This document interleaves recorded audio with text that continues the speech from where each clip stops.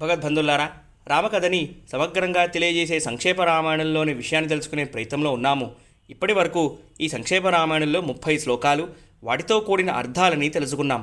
ఈ సంక్షేప రామాయణం నారదుల వారు వాల్మీకి భగవానుడికి చెప్పినట్టుగా మనం గుర్తించాలి. రామచంద్రస్వామి సీతా లక్ష్మణులతో కలిసి గంగానది దాటి అరణ్యాలలోకి వెళ్ళాడు అని చెప్పుకోవడం జరిగింది. ఆ తర్వాత శ్లోకము చిత్రకూటమనుప్రాప్య భరద్వాజస్య శాసనాత్ రమ్యమావసధం కృత్వా రమమాణ వనేత్రయ. భరద్వాజ మహర్షి ఆదేశాన్ని అనుసరించి సీతారామ లక్ష్మణులు మందాకినీ నదీ తీరంలో ఉన్న చిత్రకూటానికి చేరుకున్నారు. అక్కడ ఒక పర్ణశాలను నిర్మించుకొని ఉన్నారు అని ఈ 31వ శ్లోకానికి ఉన్న అర్థం. దేవగంధర్వ సంకాసా తత్రత్రేణ్యవసన్ సుఖం చిత్రకూటం గతే రామే పుత్రశోకాతురస్తథా రాజా దశరథ స్వర్గం జగామ విలపన్ సుతం మృతేతు తస్మిన్ భరతో వశిష్ఠ ప్రముఖైర్ద్విజై. ఆ పర్ణశాలలో ఉంటూ దేవగంధర్వులలాగా సుఖంగా ప్రశాంతంగా సీతారామ లక్ష్మణులు ఉన్న సమయంలో అయోధ్యలో దశరథ మహారాజు గారు పుత్రశోకంతో తన శరీరాన్ని విడిచిపెట్టి స్వర్గానికి చేరుకున్నారు. దశరథ మహారాజు గారు మృతి చెందిన తర్వాత వశిష్ఠుల వారు మిగిలిన బ్రాహ్మణోత్తములు కలిసి రాజ్యాధికారాన్ని భరతుణ్ణి స్వీకరించమని అడిగారు అని ఈ 32, 33వ శ్లోకాలకి ఉన్న అర్థం.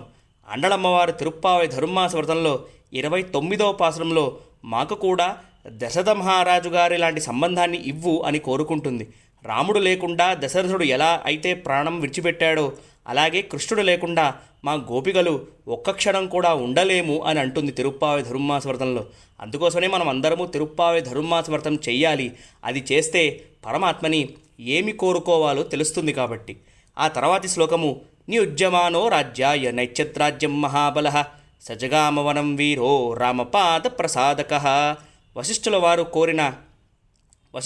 కోరినా కూడా భరతుడు రాజ్యభారాన్ని తీసుకోవడానికి అంగీకరించలేదు. రాజ్యకాంక్ష లేని ఆ భరతుడు పూజ్యుడైన రామచంద్రస్వామి అనుగ్రహం కోసం వనానికి వెళ్ళాడు అని ఈ 34వ శ్లోకానికి ఉన్న అర్థం. గత్వాతు స మహాత్మానం రామం సత్యపరాక్రమం అయాచద్భ్రాతరం రామం ఆర్యాభావ పురస్కృతః. ప్రసన్న హృదయుడు అయిన శ్రీరాముణ్ణి చేరి, నువ్వు అందరికన్నా పెద్దవాడివి, చాలా శ్రేష్టమైన వాడివి, నువ్వే అయోధ్యకి రాజు అవ్వాలి అని భరతుడు శ్రీరాముణ్ణి కోరుకున్నాడు అని ఈ 35వ శ్లోకానికి ఉన్న అర్థం. త్వమేవ రాజా ధర్మజ్ఞ ఇతి రామం వచోబ్రవీత్ రామోపి పరమోదారః సుముఖ సుమహాయసాః. చాలా ఔదార్యము, ఎప్పుడు ప్రసన్నంగా ఉండే శ్రీరాముడు ప్రార్థించిన వారి మాటని స్వీకరించేవాడే కానీ తండ్రిగారి ఆదేశాన్ని అనుసరించి రాజ్యభారాన్ని మాత్రం స్వీకరించడానికి అంగీకరించలేదు అని ఈ 36వ శ్లోకానికి ఉన్న అర్థం.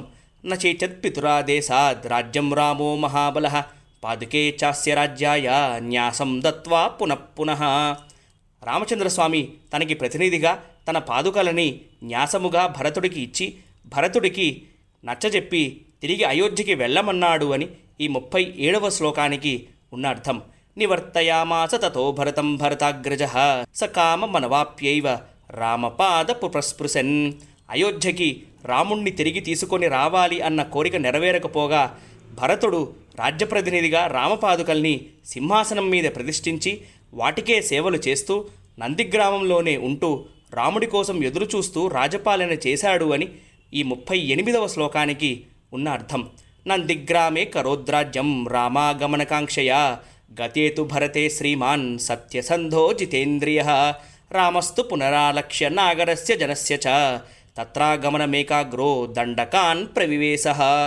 భరతుడు అయోధ్యకి తిరిగి వెళ్ళిన తర్వాత సత్యసంధుడు జితేంద్రుడు అయిన శ్రీరాముడు తన దర్శనం కోసం తరచుగా అయోధ్యావాసులు రావడాన్ని గమనించి దాని వలన అరణ్యంలో ఉన్న ఋషులకి విఘ్నాలు వస్తాయి అన్న ఉద్దేశంతో దండకారణ్యం వెళ్ళడానికి నిశ్చయించుకున్నాడు. చిత్రకూటం నుండి బయలుదేరి దండకారణ్యంలోకి చేరాడు అని ఈ 39, 40వ శ్లోకాలకి ఉన్న అర్థం. ఇక్కడితో అరణ్యకాండ ప్రారంభమవుతుంది. ఈ సంక్షేప రామాయణంలోని మరికొన్ని శ్లోకాలు, వాటితో కూడిన రామకథని ఇంకొక రికార్డింగ్లో వినడానికి ప్రయత్నం చేద్దాం. అంతవరకు హరే కృష్ణ, జయ శ్రీమన్నారాయణ, ఎంబెరుమానార్ తిరువడిగలే శరణం, జయ శ్రీరామ్.